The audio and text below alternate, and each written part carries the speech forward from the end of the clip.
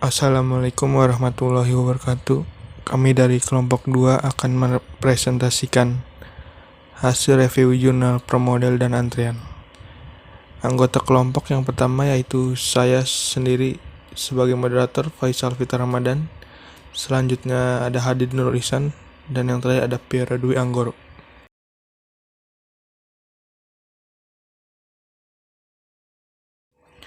Yang pertama yaitu review jurnal promodel yang akan disampaikan oleh Hadid Nur Ihsan.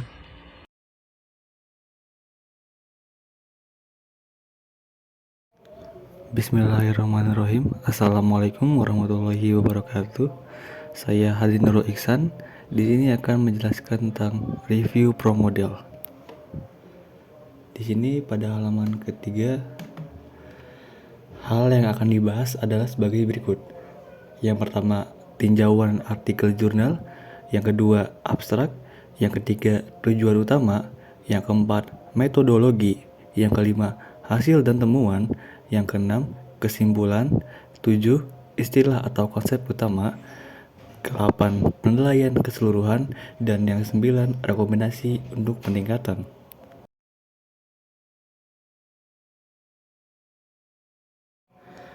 Tinjauan artikel jurnal.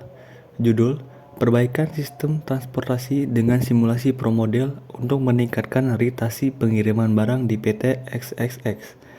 Penulis: Ismail Kurnia, Duka Wiryawan, Pamungkas, dan Prima Fitri.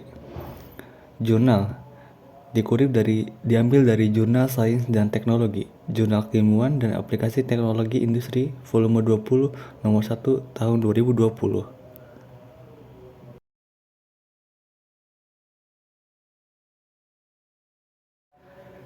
Selanjutnya ada abstrak. Di abstrak ini membahas tentang menjelaskan identifikasi masalah muatan barang yang tidak maksimal, menyebabkan penggunaan armada berlebihan, dan penurunan keuntungan. Studi ini berfokus pada memaksimalkan efisiensi muatan barang dan mengatasi isu efisiensi dalam pengiriman.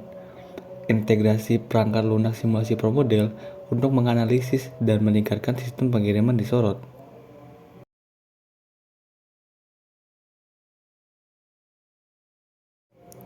Tujuan utama melibatkan penanganan tantangan teknis dan operasional yang dihadapi oleh PT Nanda Persada Transport dalam kegiatan distribusi mereka. Paper ini menekankan pemanfaatan teknologi, khususnya promodel, untuk menyelesaikan masalah terkait waktu muat barang, waktu perjalanan, dan kapasitas armada.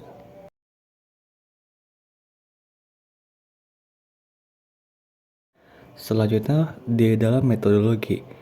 Metodologi melibatkan pengumpulan data dari sistem GPS, data pengiriman historis, dan optimalisasi muatan barang. Promodel kemudian digunakan untuk membangun model simulasi berdasarkan data yang terkumpul.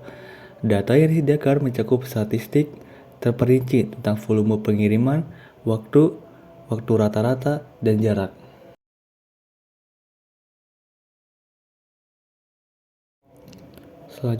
Selanjutnya adalah hasil dan temuan. Hasil menguraikan proses peningkatan efisiensi pengiriman menggunakan simulasi promodel. Simulasi digunakan untuk mengidentifikasi dan memperbaiki masalah dalam proses muat, khususnya mengurangi waktu muat dari 3 menjadi 2 jam. Output simulasi yang direvisi menunjukkan peningkatan frekuensi pengiriman dan tingkat pemanfaatan sumber daya sebesar 62,473%.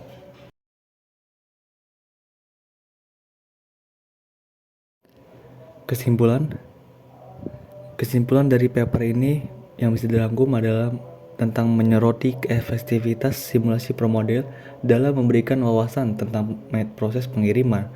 Keuntungan efisiensi ditunjukkan dengan peningkatan tingkat pemanfaatan sumber daya sebesar 62,43% dan mengurangan jumlah truk yang diperlukan dari awalnya 8 truk menjadi tinggal 4 truk.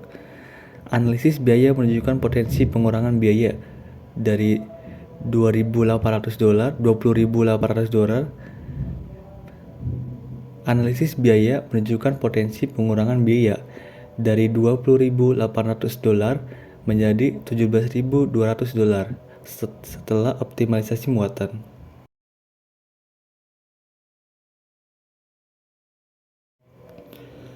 Terus di sini ada istilah atau konsep utama. Istilah dan konsep utama yang diidentifikasikan melibatkan efisiensi, transportasi, dan promodel. Studi ini menekankan pentingnya model simulasi, khususnya promodel dalam mengoptimalkan sistem pengiriman dan peningkatan efisiensi keseluruhan.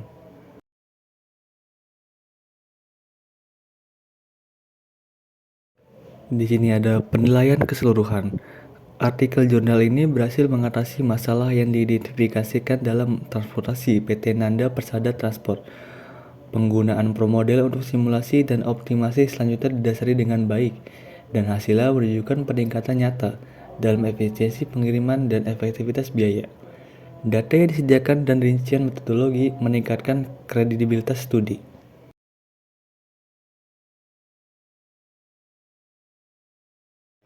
Di sini yang terakhir rekomendasi untuk peningkatan. Yang pertama, klarifikasi. Di sini sebaiknya diberikan lebih banyak detail tentang spesifik simulasi promodel, seperti parameter yang digunakan dan asumsi apapun selama proses pemodelan. Dan selanjutnya ada analisis perbandingan. Sebaiknya dipertimbangkan untuk menyertakan analisis perbandingan dengan studi serupa atau benchmark industri untuk menyoroti signifikansi perbaikan yang dicapai.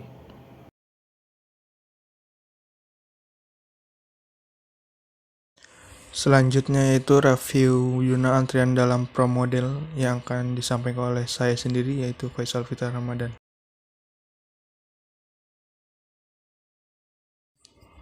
Hal-hal yang akan dibahas adalah sebagai berikut. Yang pertama, tinjauan artikel jurnal. Yang kedua, abstrak. Yang ketiga, tujuan utama. Keempat, metodologi. Kelima, hasil. Keenam, kesimpulan. Ketujuh, kelebihan jurnal. Dan kedelapan, kekurangan dari jurnal. Tinjauan artikel jurnal. Judul yang pertama itu penerapan sistem antrian pada stasiun pengisian bahan bakar umum atau SPBU. Yang kedua, model sistem antrian menggunakan pola single channel single phase dengan promodel pada antrian Alfamart Unsiska.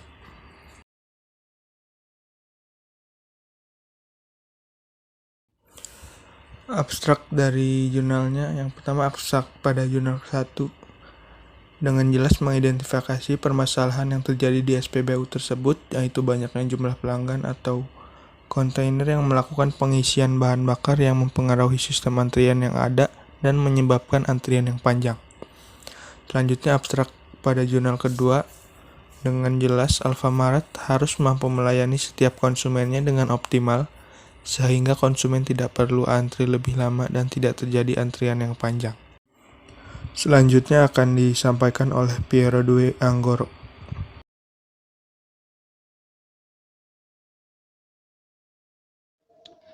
Tujuan utama.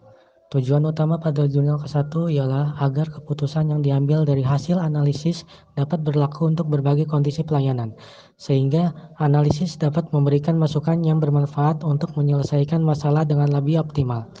Sedangkan tujuan utama jurnal kedua ialah untuk melihat apakah sistem antrian pada Alfamart sudah optimal.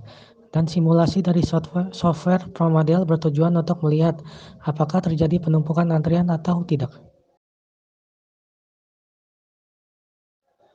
Metodologi.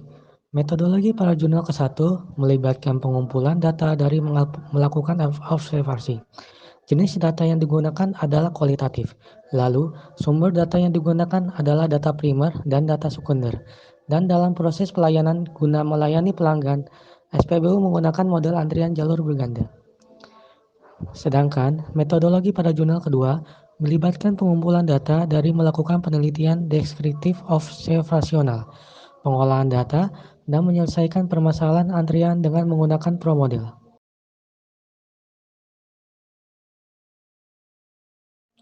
Hasil pada jurnal ke-1 menguraikan tingkat kedatangan pelanggan di SPBU paling banyak sebanyak 2.129 kendaraan. Tingkat pelayanan fasilitas di SPBU ini adalah 266 kendaraan per jam, dan tingkat kemampuan pelayanan per jalur adalah 53 kendaraan.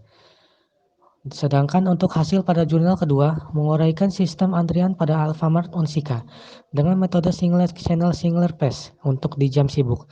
Rata-rata tingkat penggunaan kasir di Alfamart Unsika adalah 0,77 atau sekitar 77%.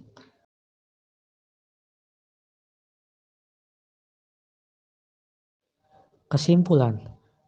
Kesimpulan pada jurnal K1 yaitu struktur sistem pelayanan di SPBU ini adalah pelanggan datang memasuki area pelayanan. Lalu kemudian membentuk suatu antrian di setiap fasilitas yang ada dan model antrian yang paling tepat di SPBU ini adalah multi-channel single pass. Karakteristik dari sistem antrian di SPBU ini adalah populasi tak terbatas, disiplin, antrian, pola kedatangan, dan panjang antrian tidak terbatas. Sedangkan kesimpulan pada jurnal kedua ialah menunjukkan bahwa tingkat kesibukan kasir di Alfamart Unsika adalah sebesar 77% dan menganggur sebanyak 23%. Jumlah rata-rata pelanggan dalam antrian sebanyak 3 orang, terdapat 3 orang pelanggan yang menunggu sistem. Pengolahan data memperlihatkan jika sistem hanya mampu menampung sebagian pelanggan, dengan kisaran waktu yang dihabiskan untuk menunggu dalam antrian adalah 0,04 jam. Seorang pelanggan menghabiskan waktu 0,05 jam dalam waktu rata-rata pada antrian.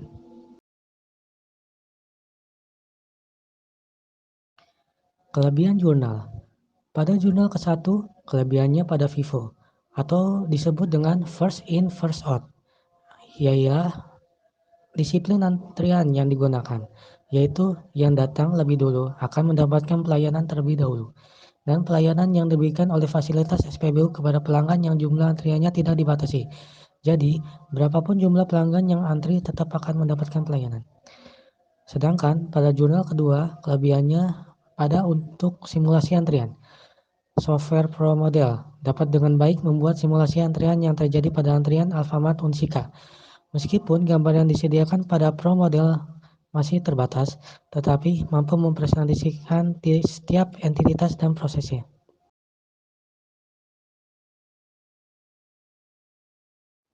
Kekurangan jurnal. Pada jurnal ke-1, kekurangannya pada pola kedatangannya dari pelanggan penyebarannya tidak sama. Kedatangannya secara acak dan tidak dapat diramalkan. Sedangkan pada jurnal kedua, kekurangannya pada konsumen yang menghabiskan banyak waktu lebih banyak saat di dalam sistem, sehingga beresiko terjadinya penumpukan antrian pada Alfamart Unsika.